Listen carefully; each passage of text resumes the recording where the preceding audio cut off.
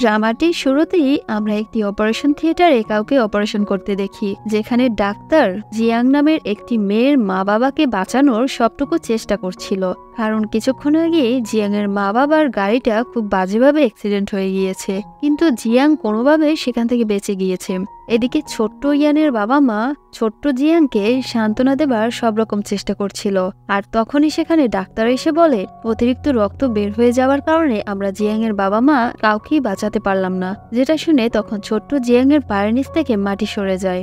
এদিকে জিয়াং এবং ইয়ানের বাবা মা একে অপরের খুব ভালো বন্ধু ছিল, যার কারণে জিয়াং এর মা বাবা মারা যাবার পর জিয়াং ইয়ানের বাবা মার কাছেই আস্তে আস্তে বড় হতে থাকে। কিছুদিন পর হঠাৎ করে জিয়াং অসুস্থ হয়ে পড়লে তখন ডাক্তার ইয়ানের মা বাবাকে বলে জিয়াং এর বাবা মা হঠাৎ করে মারা যাবার কারণে জিয়াং ওই বিষয়টা নিয়ে খুব ভয় পেয়ে গিয়েছে। সে ওই ঘটনাটা এখনো ভুলতে পারছিল না, আর এই ঘটনাটা মানসিকভাবে জিয়াং এর ব্রেনেও আঘাত হানতে পারে। এই জন্য জিয়াং এর এরপর থেকে মাঝে মধ্যে ঘুমের মধ্যে হাঁটতে শুরু করবে। কোনো কিছুর উপর সে বেশিক্ষণ মনোযোগ দিতে পারবে না। যেটা শুনে তখন ইয়ান জিয়াং এর জন্য মনে মনে প্রমিস করে আর বলে, আমি তোমাকে কখনোই একা ছেড়ে যাব না, সবসময় তোমার খেয়াল রাখবো। এরপর আমাদের জিয়াংকে দেখানো হয় যে কিনা এখন অনেক বড় হয়ে গিয়েছে, আর সে তার ক্রাশ কিম নামের একটি ছেলের সাথে রেস্টুরেন্টে বসেছিল, যাকে সে অনেক পছন্দ করত। আর তখনই তার হঠাৎ করে ঘুম ভেঙে যায়, আর ইয়ানকে তার রুমে দেখে সে খুব রেগে যায় আর তাকে মারতে শুরু করে এবং তার রুম থেকে বের করার চেষ্টা করে, কিন্তু ইয়ান কিছুতেই যেতে চাচ্ছিল না। যার কারণে জিয়াং ইয়ানের বাবা মার কাছে বিচার দেবার জন্য তার বাবা মার কাছে ভিডিও কল করে, যেটা দেখে ইয়ান তার মোবাইলটি তার কাছ থেকে কেড়ে নেয় আর উল্টো জিয়াং এর নামে বিচার দিতে থাকে আর বলে, দেখো না মা, আমি জিয়াংকে কতবার করে বলছি আমার জন্য সকালের নাস্তা বানানোর জন্য, কিন্তু সে কিছুতেই বানাচ্ছে না, উল্টো আমার সাথে মারামারি করছে। যেটা শুনে জিয়াং তখন ইয়ানের উপর বিরক্ত হয়ে মনে মনে বলতে থাকে, এই শয়তান ইয়ান যদি আমার জীবনে নাই থাকতো তাহলে আমি কি সুন্দরভাবেই না আমার জীবনটা কাটাতে পারতাম। এরপর থেকে আমরা ওদের দুজনের মধ্যে সুন্দর সুন্দর খুনসুটিগুলো দেখতে পাই। এখানে ইয়ান সবসময় জিয়াংকে বিরক্ত করতে থাকতো, যার জন্য জিয়াং ইয়ানকে খুব বকাঝকাও করত, কিন্তু তারপরও জিয়াং যখন ইয়ানকে কেয়ার করত তখন ইয়ানের এটা খুব ভালো লাগতো। পরের সিনে আমাদের স্কুলে দেখানো হয়, যেখানে জিয়াং তার বন্ধুর সাথে তার ক্লাসের দিকে যাচ্ছিল। এদিকে জিয়াং পড়াশোনায় তেমন ভালো ছিল না, যার কারণে তার বন্ধু তখন বলে, তুমি তো ইয়ানের কাছে পড়তে পারো, ও নিশ্চয়ই তোমাকে হেল্প করবে। যেটা শুনে তখন জিয়াং বলে, আমি কখনোই ওই শয়তানের কাছ থেকে সাহায্য নিব না। এই বলে জিয়াং তখন ক্লাসে চলে যায়। কিছুক্ষণ পর যখন জিয়াং তার নোট বইটি বের করতে যায় তখন সে দেখতে পায় সে ভুল করে ইয়ানের নোট বইটি নিয়ে এসেছে, আর তার নোট বইটি সে বাসায় ফেলে এসেছে। আর তখনই ক্লাসে ইয়ানের এন্ট্রি হয়, যাকে দেখে ক্লাসের সবাই তার দিকে হাঁ করে তাকিয়েছিল, কারণ এদিকে ইয়ান দেখতে যেমন হ্যান্ডসাম পড়াশোনায় তেমনই ভালো ছিল। এর সাথে সাথে ইয়ান স্কুলের বাস্কেটবল প্রতিযোগিতার চ্যাম্পিয়ন, এমনকি সকল মেয়েদের দিল কি ধারকান বৃথা। যাই হোক, ইয়ান তখন জিয়াং এর কাছে এসে নোট বইটি পাল্টিয়ে নেয়। কিছুক্ষণ পর যখন টিচার ক্লাসে আসে তখন উনি সবাইকে বলতে থাকে ইয়ান এইবারও ক্লাসে ফার্স্ট হয়েছে। যেটা শুনে জিয়াং তখন জেলাস ফিল করতে শুরু করে। রাতে জিয়াং যখন বাসায় এসে তার এবং ইয়ানের রেজাল্ট চেক করছিল তখন সে দেখতে পায় ইয়ানের থেকে সে মাত্র 532 নাম্বার কম পেয়েছে। যেটা দেখে জিয়াং মনে মনে ভাবতে থাকে, আমার জীবনের প্রথম টার্গেট হলো আমি স্কুল লাইফ শেষ করে এমন একটা কলেজে ভর্তি হব যেখানে এই শয়তান ইয়ান কখনোই চান্স পাবে না আর আমার পিছু কখনো লাগতে পারবে না। আচ্ছা, আমার এই নাম্বার দিয়ে কি আমি আদৌ এমন কোনো কলেজে ভর্তি হতে পারবো? যাই হোক, তখনই সে তার টেবিলে রাখা একটি ছবির ফ্রেম হাতে নেয়, যেখানে জিয়াং, ইয়ান এবং ওর ক্রাশ কিম ছিল। তখন জিয়াং ইয়ানের ছবির উপরে হাত রেখে কিমকে দেখে বলতে থাকে, আমার দ্বিতীয় টার্গেট হলো তুমি। আর তখনই সেখানে হঠাৎ করে ইয়ান এসে জিয়াং এর কাছ থেকে ছবিটি কেড়ে নেয়। যেটা দেখে জিয়াং তখন ইয়ানকে রাগাতে তাকে বলতে থাকে, তোমার কিমকে দেখে তো হিংসে হয়, কারণ কিম তোমার থেকে ভালো বাস্কেটবল খেলোয়াড় এবং দেখতে তোমার থেকেও অনেক হ্যান্ডসাম। যেগুলো শুনে ইয়ান জিয়াংকে না পারছিল তাকে মারতে আর নাইবা পারছিল তাকে কিছু বলতে। পরদিন যখন কিম হঠাৎ করে তাদের বাসায় চলে আসে, যেটা দেখে জিয়াং তখন খুব খুশি হয় আর তার জন্য খাবার নিয়ে আসে, যেটা খেয়ে কিমের অনেক ভালো লাগে এবং জিয়াং এর প্রশংসা করতে থাকে সে। কিন্তু এইসব কিছু দেখে ইয়ান ভিতর থেকে খুব জেলাস ফিল করছিল। পরের সিনে স্কুলের বাস্কেটবল খেলা দেখানো হয়, যেখানে কিম এবং ইয়ান একই টিমে বাস্কেটবল খেলছিল আর তাদের দুজনের খেলা দেখতে জিয়াং সেখানে এসেছিল। তখনই সেখানে থাকা একটি মেয়ে জিয়াংকে দেখে বলতে থাকে, আরে ইয়ান আর তুমি একই বাসায় থাকো না? তোমরা তো দুজন একে অপরের খুব ভালো বন্ধু হও। যেটা শুনে সেখানে থাকা সকল মেয়ে এবার জিয়াংয়ের কাছে ইয়ানের ব্যাপারে জিজ্ঞাসা করতে শুরু করে, কারণ ওরা সবাই ইয়ানকে ইমপ্রেস করতে চাচ্ছিল, সবাই ইয়ানের জন্য পাগল ছিল। তখনই সেখানে লুই নামের একটি নতুন মেয়ে আসে, আর সব মেয়েদের ইয়ানকে ইমপ্রেস করা নিয়ে তাদের এত আগ্রহ দেখে লুই খুব হাসতে শুরু করে এবং ইয়ানকে নিয়ে মজা করতে থাকে। কিছুক্ষণ পর যখন লুই ইয়ানকে দেখতে পায় তখন তার মনেও ইয়ানের জন্য পেখম উঠতে শুরু করে, যার কারণে লুই তখন ইয়ানের কাছে সে ইয়ানকে বলতে থাকে, আমরা দুজন তো একই ক্লাসের, তাহলে আমরা কি দুজন দুজনের ভালো বন্ধু হতে পারি? যেটা শুনে ইয়ান তখন লুইকে কোনো পাত্তা না দিয়ে সেখান থেকে চলে যায়। পরের সিনে ক্লাস টিচার লাইটেন নামের একটি ছেলেকে ক্লাসের সবার সাথে পরিচয় করিয়ে দেয় এবং তার ডেস্কমেটের সাথে গিয়ে বসতে বলে। এরপর লুই ক্লাসে এসে সে নিজেকে সবার সামনে ইন্ট্রোডিউস করায় আর স্যারকে বলে, স্যার আপনার উচিত আমাদের সবাইকে নিজেদের ডেস্কমেট নিজেদের চয়েস করতে দেওয়া, যাতে আমরা সবাই একে অপরের সাথে নিজেদের ইচ্ছে মতো যে কোনো জায়গায় বসতে পারি। যেটা শুনে তখন ক্লাস টিচার সবাইকে ক্লাস থেকে বাইরে বেরিয়ে যেতে বলে এবং নতুন করে সিরিয়ালি এসে যে যার ইচ্ছে মতো বসতে বলে, যার জন্য ইয়ান জিয়াংকে বলে, আমি তোর সাথে বসবো, তুই আমার জন্য জায়গাটা রাখিস। যেটা শুনে তখন জিয়াং বলে, তুই এটা নিয়ে স্বপ্ন দেখতে থাক, আমি এবার আমার নিজের ইচ্ছে মতো যে কোনো জায়গায় গিয়ে বসবো। এরপর ইয়ানের সাথে লুই এবং জিয়াংয়ের সাথে লাইটেন বসে এবং ওরা দুজনে খুব ভালো বন্ধু হয়ে যায়, যেটা দেখে ইয়ান তখন খুব রেগে যায়। ক্লাস শেষে লাইটেন এবং জিয়াং যখন একে অপরের সাথে কথা বলছিল তখনই সেখানে ইয়ান এসে একটি কাগজের টুকরা জিয়াংয়ের মাথায় মারে আর তাকে ক্লাসে গিয়ে বসতে বলে। তাদের দুজনকে একসাথে দেখে ইয়ান রেগে তাদের দুজনের মাঝখান দিয়ে সেখান থেকে সরাসরি ক্লাসে চলে যায়। এরপর যখন ক্লাস টিচার সবাইকে টেস্ট এক্সামের রেজাল্ট দেয় তখন জিয়াং দেখতে পায় তার রেজাল্ট বরাবরের মতোই খারাপ এসেছে, যার জন্য তার মনটা খুব খারাপ হয়ে যায়। যেটা দেখে তখন লাইটেন বলে, তুমি এই সামান্য ব্যাপারটা নিয়ে এত মন খারাপ করছো? আমার ডাক্তার তোমাকে বলেছে আমি তো বেশি দিন এই পৃথিবীতে থাকবোই না, তাও তো আমি এই বিষয়টা নিয়ে একটুও মন খারাপ করছি না। যেটা শুনে জিয়াং পুরো স্তব্ধ হয়ে যায়। সে এরপর লাইটেনকে কি বলবে সেটাই সে খুঁজে পাচ্ছিল না, আর এখানেই সিন কাট হয়ে যায়। পরের সিনে জিয়াং ঘুমের মধ্যে হাঁটতে হাঁটতে জানালা অবধি চলে আসে। তখনই সেখানে হঠাৎ করে ইয়ান এসে জিয়াংকে ধরে আবারও তার বিছানায় শুইয়ে দেয় এবং নিজে ফ্লোরে ঘুমিয়ে পড়ে। সকালে যখন জিয়াং ঘুম থেকে ওঠে তখন সে ইয়ানকে আবারও তার রুমে দেখে খুব রেগে যায় এবং তাকে মারতে শুরু করে।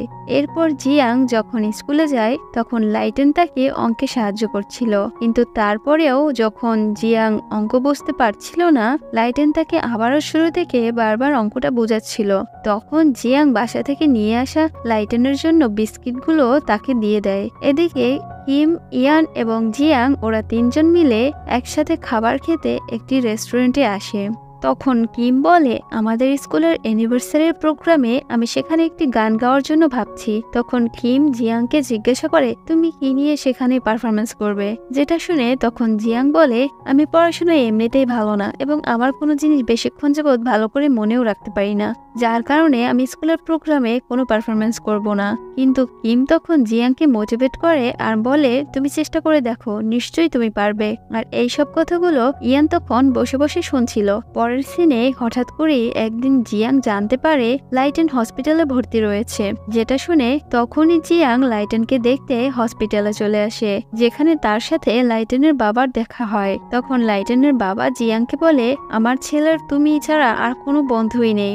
লাইটেনের হার্টে এমন একটা রোগ হয়ে গিয়েছে জানো মা, যার কোনো চিকিৎসাই ডাক্তারদের কাছে নেই। যেটা শুনে তখনই জিয়াং লাইটেনের কাছে চলে আসে আর লাইটেনকে বলে, তুমি আমার খুব ভালো বন্ধু, কিন্তু তারপরও কেন তুমি আমাকে তোমার অসুখের কথাটি বললে না? যেটা শুনে তখন লাইটেন বলে, আমি তোমাকে আমার অসুখের কথাটি বলে তোমাকে কষ্ট দিতে চাইনি। তখন জিয়াং বলে, তুমি কোনো চিন্তা করো না, আমি ডাক্তারি নিয়ে পড়াশোনা করব, যাতে আমার এবং তোমার রোগের কোনো একটা সমাধান খুঁজে বের করতে পারি। যেটা শুনে লাইটেন তখন মুচকি হাসে।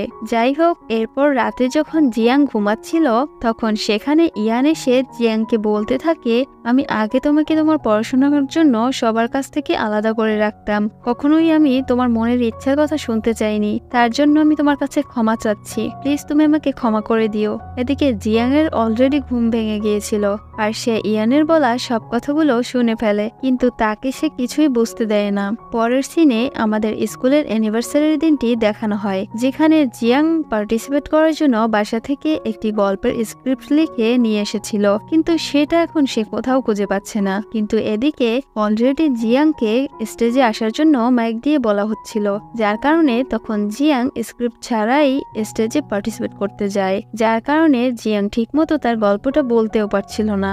তাই জিয়াং তখন তার লেখা গল্প বাদ দিয়ে লাইটেনের জীবনের গল্পটা সবার সামনে বলতে থাকে, যেটা শুনে তখন সেখানে থাকা সবাই খুব ইমোশনাল হয়ে পড়ে এবং খুব পছন্দ করে তার এই গল্পটা, আর ইয়ানও বেশ খুশি হয়।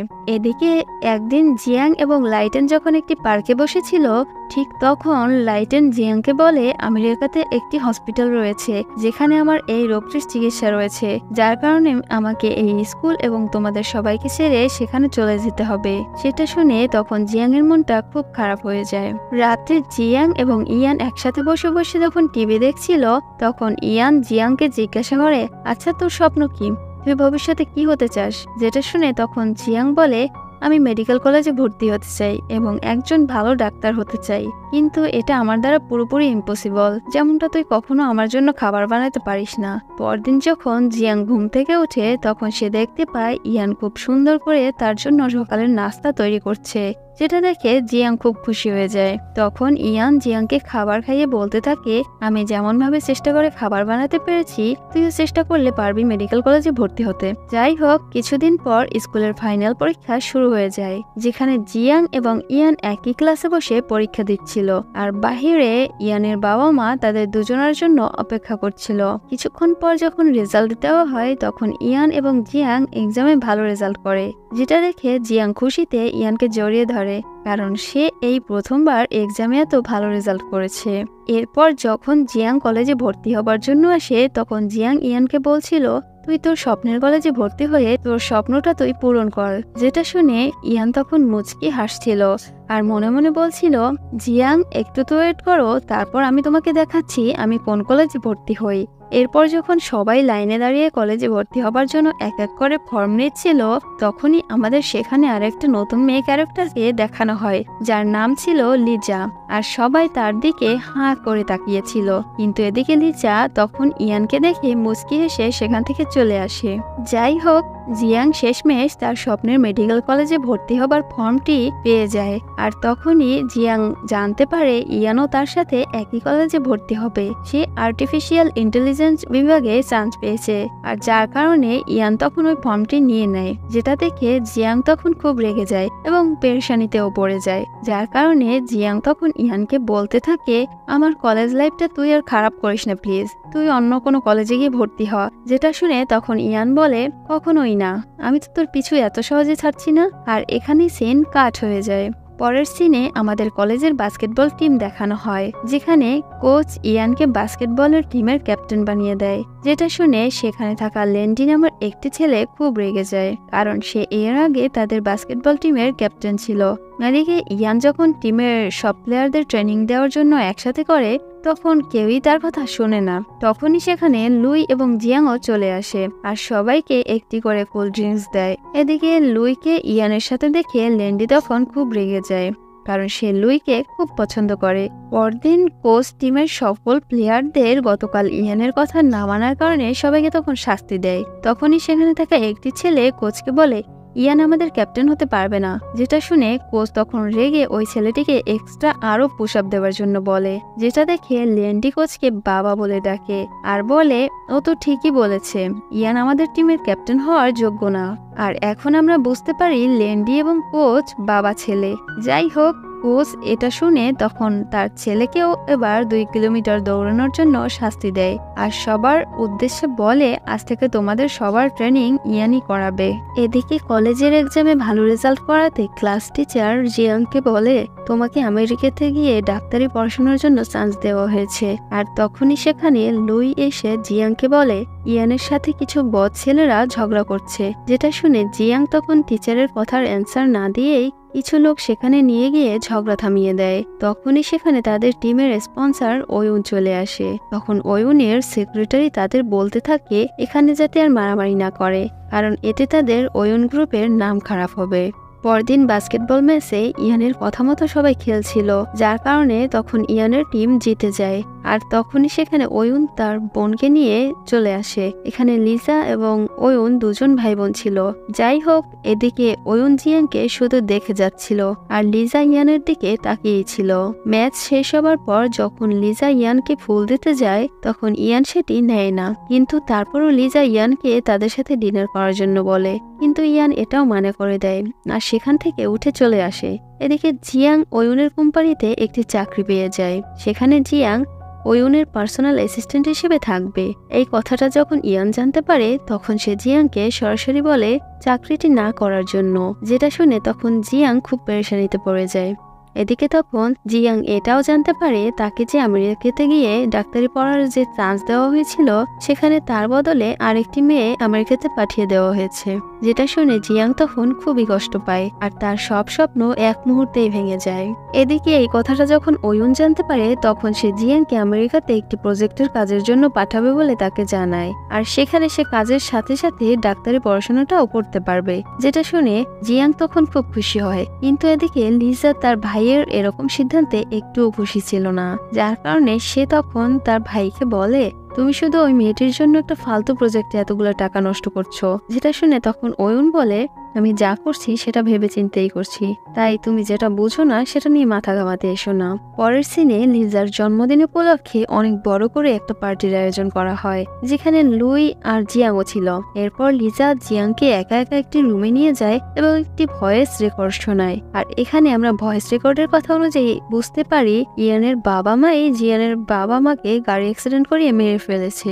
যাই হোক, লিজা তখন প্রমাণস্বরূপ একটা পেপারও দেখায় আর তাকে বলে ইয়ানের পরিবার তোমার শত্রু আর তুমি কিনা ওদের সাথেই থাকছো। যেটা শুনে জিয়াং তখন কান্না করতে করতে সেখান থেকে নিচে চলে আসে আর প্রচুর পরিমাণে ড্রিঙ্কস করে, যার কারণে জিয়াং তখন সেখানেই অজ্ঞান হয়ে যায়। তখন লুই ইয়ানকে ফোন করে এখানে আসতে বলে। কিছুক্ষণ পর যখন ইয়ান এখানে আসে তখন জিয়াংকে এমন অবস্থায় দেখে ইয়ান লিজাকে বলে তোমাকে বাহির থেকে দেখতে যতটা মাসুম মনে হয় তুমি ভেতর থেকে এর চেয়েও বড় শয়তান। এটা বলে ইয়ান জিয়াংকে কোলে করে নিয়ে সেখান থেকে চলে আসে। বাসায় এসে যখন জিয়াংয়ের জ্ঞান ফেরে তখন সে ইয়ানের সাথে ঝগড়া শুরু করে আর ইয়ানকে বলতে থাকে তোমার বাবা মা আমার বাবা মাকে মেরে ফেলেছে। আর রাগে জিয়াং ইয়ানকে আরো অনেক কথা শুনিয়ে বাসা থেকে বেরিয়ে যায়। কিন্তু বাসা থেকে বের হবার আগে জিয়াং ভুল করে তার মোবাইলটা বাসায় রেখে ইয়ানের মোবাইলটা নিয়ে চলে আসে। তখন জিয়াং মোবাইলটি চালু করতেই দেখতে পায় তার অনেক ছবি ইয়ানের মোবাইলে রয়েছে আর সেগুলোর মধ্যে একটি ছবিতে লেখা ছিল জিয়াং আমি তোমাকে খুব পছন্দ করি। তখনই সেখানে কিছু গুন্ডারা এসে তাকে বিরক্ত করতে শুরু করে আর তখনই সেখানে ইয়ান নায়কের মতো এসে জিয়াকে গুন্ডাদের হাত থেকে বাঁচায় এবং তাদের সাথে মারামারি করতে থাকে। কিন্তু জিয়াংকে বাঁচাতে গিয়ে ইয়ান তখন অনেক মারও খায় গুন্ডাদের হাতে, কিন্তু তারপরও জিয়াং ইয়ানকে গুন্ডাদের হাত থেকে বাঁচিয়ে নিজের বাসায় নিয়ে আসে। তখন জিয়াং ইয়ানকে জিজ্ঞাসা করে তুমি কি আমাকে পছন্দ করো, যার উত্তরে তখন ইয়ান বলে হ্যাঁ। যেটা শুনে তখন জিয়াং বলে আমরা দুজন কখনোই এক হতে পারবো না। এটা বলে জিয়াং তখন ইয়ানকে তার রুম থেকে বের করে দেয় আর অসুস্থ বন্ধু লাইটেনকে ফোন করে সব ঘটনা খুলে বলে আর বলে আমার এখন কি করা উচিত তুমিই বলো। যেটা শুনে তখন লাইটেন জিয়াংকে সান্ত্বনা দিতে থাকে। এদিকে লাইটেনের ডাক্তার লাইটেনকে বলছিল তোমার হার্টের প্রবলেমটা দিন দিন বেড়েই যাচ্ছে, চিকিৎসা করে কোনো উন্নতিই হচ্ছে না। আর এদিকে জিয়াং আবারও বাসা থেকে একা একা চলে যায়। কিন্তু কিছুক্ষণ পর যখন ইয়ান এসে জিয়াংকে তার রুমে দেখতে না পায় তখন সে বুঝে যায় জিয়াং আবারও বাসা ছেড়ে চলে গিয়েছে, যার কারণে ইয়ান ফোন করে জিয়াং এর সব বন্ধুদের জিজ্ঞাসা করে জিয়াং তাদের ওখানে গিয়েছে কিনা, কিন্তু সবাই বলে না আমার এখানে তো আসেনি। এদিকে অয়ুন তার বোন লিজাকে খুব খুশি দেখে তার বোনকে জিজ্ঞাসা করে তুই নিশ্চয়ই জিয়াং এর কোনো ক্ষতি করেছিস। যেটা শুনে তখন লিজা বলে আমি তো ওকে সব সত্যি কথাই বলেছি। আর তাদের দুজনের কথাবার্তার মাধ্যমে আমরা জানতে পারি অয়ুনের পরিবার জিয়াং এর পরিবারের কোনো বড় একটা ক্ষতি করেছিল, যার কারণে অয়ুন সবসময় চাচ্ছে ক্ষতিপূরণ হিসেবে জিয়াংকে যে কোনো বিষয়ে সাহায্য করতে। আর এখানে আমরা এও জানতে পারি লিজা জিয়াংকে যে অডিও ভয়েস এবং পেপার দেখিয়েছিল এগুলো সব নকল ছিল। যাই হোক, এদিকে ইয়ানের মা বাবা জিয়াংকে খুঁজে না পেয়ে খুব পেরেশানিতে পড়ে যায়। এদিকে জিয়াংয়ের কাছে কোনো টাকা না থাকার কারণে সে অনেকদিন যাবৎ কোনো খাবার খায়নি। এরপর যখন জিয়াং কলেজে যায় তখন কিম এসে তাকে বলে, তোমাকে তো ইয়ান অনেকদিন যাবৎ খুঁজে বেড়াচ্ছে, তুমি কোথায় ছিলে? ইয়ান তোমার জন্য না পারছে খাবার খেতে আর নাই বা পারছে ঠিক মতো ঘুমাতে। এর কিছুক্ষণ পর কিম ইয়ানকে ফোন করে জিয়াং যে কলেজে এসেছে সেটা জানায়, যেটা শুনে তখনই ইয়ান কলেজের উদ্দেশ্যে রওনা হয়। এদিকে লাইটেন তার চিকিৎসা ফেলে দিয়ে সরাসরি কলেজে এসে জিয়াংকে জড়িয়ে ধরে, আর তখনই সেখানে ইয়ান চলে আসে।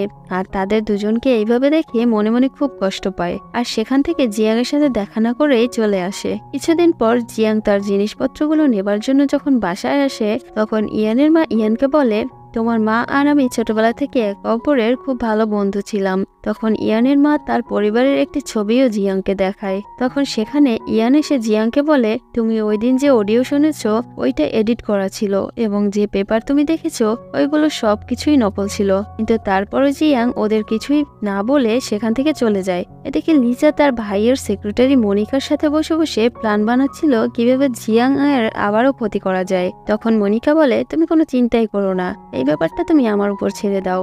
আসলে মনিকা ওয়নকে খুব পছন্দ করত, আর ওয়ং জিয়াংকে পছন্দ করতো বলে তার খুব জেলাস ফিল হতো।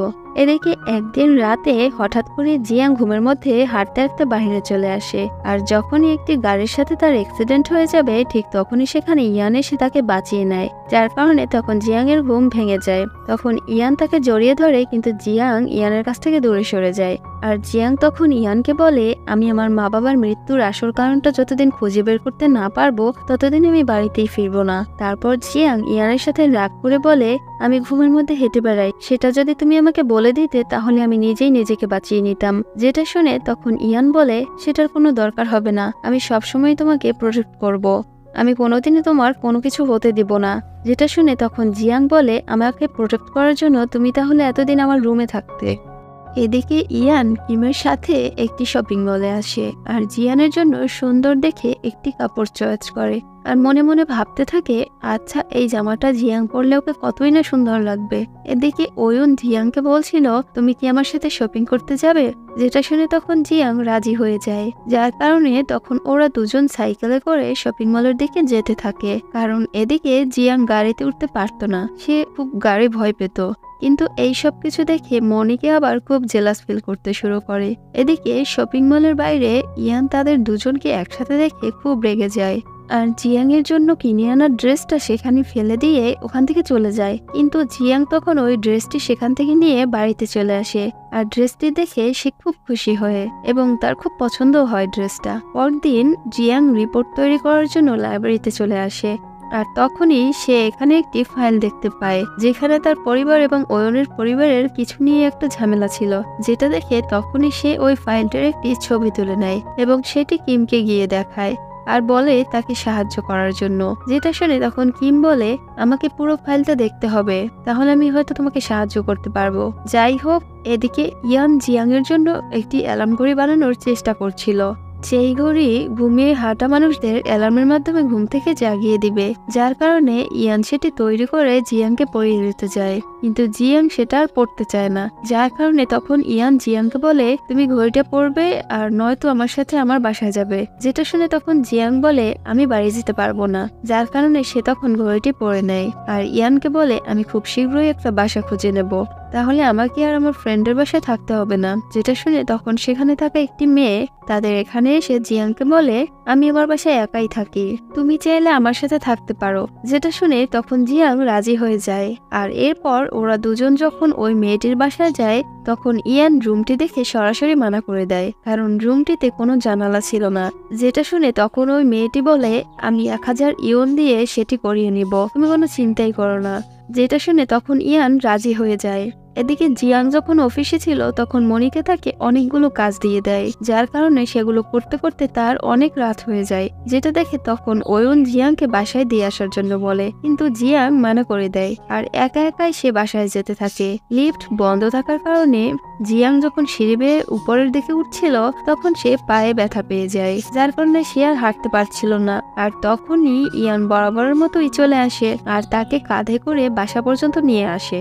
তখন ইয়ান হঠাৎ করে জিয়াংকে বলে, তোমাকে আমি খুব পছন্দ করি, তুমি কি আমার গার্লফ্রেন্ড হবে? যেটা শুনে তখন জিয়াং কিছুই বলে না, জিয়াং এর মুখের উপর দরজাটি সে বন্ধ করে দেয়। কিন্তু এদিকে জিয়াং মনে মনে খুব খুশি হয়ে যায়, এর মানে জিয়াংও আস্তে আস্তে ইয়ানকে পছন্দ করতে শুরু করেছে। পরদিন ইয়ান জিয়াং এর রুমে একটি বড় দেখে জানালার পেন্টিং লাগিয়ে দেয়, যেটা দেখে জিয়াং খুব খুশি হয়ে যায় এবং ইয়ানকে মেসেজ করে ধন্যবাদ জানায়। এদিকে লেন্ডি লুইকে শপিং করাতে নিয়ে যায়।